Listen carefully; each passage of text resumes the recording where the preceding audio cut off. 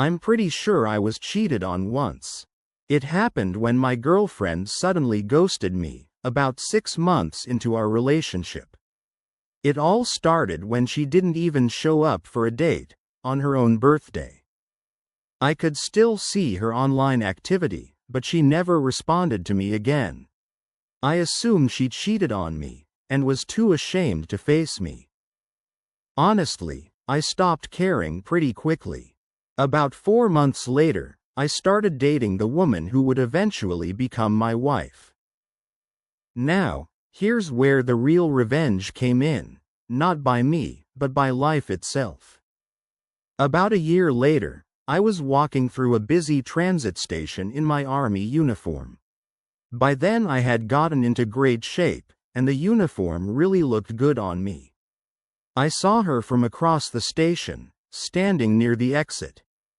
She actually tried to wave at me, but I didn't even turn my head. Amazingly, I ran into her 2 more times after that. Maybe 4 years later, I was biking home along a beautiful beach. Someone waved at me, but I didn't bother to stop. When I got home, I checked the footage from my bike camera, and sure enough, it was her again. Then about 5 years after that, I saw her outside a store where I had just exchanged some clothes for my wife. I was on the phone, and she walked toward me with a smile. I just sidestepped her and kept moving. Funny enough, I had to go back into the store 2 more times. Each time, she tried to approach me, and each time, I sidestepped again. On my final trip out, she was sitting on a bench looking sad.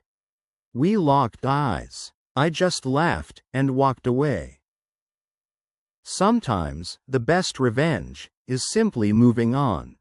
So, I moved really far away from my home and my friends, all because my wife wanted to have horses. Where we lived before, it just wasn't financially possible. After about a year, I did manage to find a pretty good paying job. The downside? It was night shifts. After a while, I started noticing she was becoming distant. She didn't want to be intimate anymore. She didn't want to spend time with me. Honestly, it really bothered me, but I told myself it was just a rough patch we needed to work through. Well, long story short, she was having an affair. Later, I found out that every time I left for work, her boyfriend was coming over to spend the night. And thanks, neighbors, you could have told me sooner. Anyway, we ended up getting divorced. She insisted on it. I was still stupidly trying to make things work, but I finally moved out. Her boyfriend moved in and even parked his Corvette right in front of my house. But here's the thing. I had absolutely nothing to do with what happened next. That was pure karma. They were driving on this narrow, winding road that led to our country house, when they crashed at high speed into another car.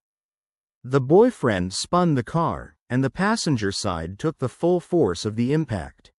Nice guy, right? He barely had a scratch. But she was severely injured, multiple broken bones, all kinds of other injuries, weeks in the hospital. And the best part? I never wished her any harm. I never even thought about revenge. She brought it on herself. Oh, and by the way, that boyfriend of hers? He dumped her and moved to another state just to avoid her lawsuit. Karma, man, karma is a bitch. About 10 years ago, my ex-girlfriend emailed me to say that things weren't working out, and that she had met the unconditional love of her life. Which, funny enough, was the exact same thing she once told me I was. Naturally, I was a little hurt, but what could I do? I sat with it for a while, and the more I thought about it, the more pissed off I became.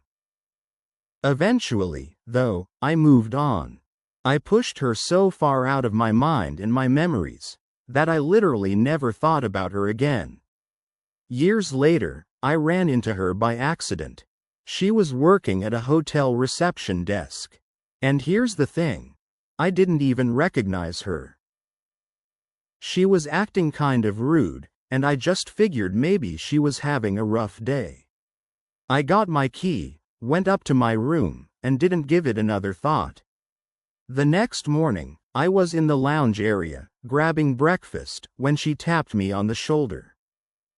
I turned around and she immediately started challenging me, acting upset. And I was like, whoa, whoa, whoa. If I did something to offend you, I'm sorry, but who the hell are you? That's when she snapped back, saying, I'm so glad I married him, and not you. You're such a piece of shit. And suddenly the light went on. Oh, now I get it. And honestly, she looked miserable. And that made me very, very, very happy. Looking back, I'm proud of myself for moving on so completely, that I didn't even remember what she looked like. It amazes me that she expected me to dwell on her for years, as if she was the greatest thing that ever happened to me. But life doesn't work that way. As if to prove the point, I ended up meeting an amazing woman in Germany, someone who is basically the female version of me. And it's been incredible. Funny how life works out, when you just go with the flow. So, when I was in my 20s, I was with this girl I really cared about. I really thought it was going to last forever. She was beautiful, sweet, smart, independent.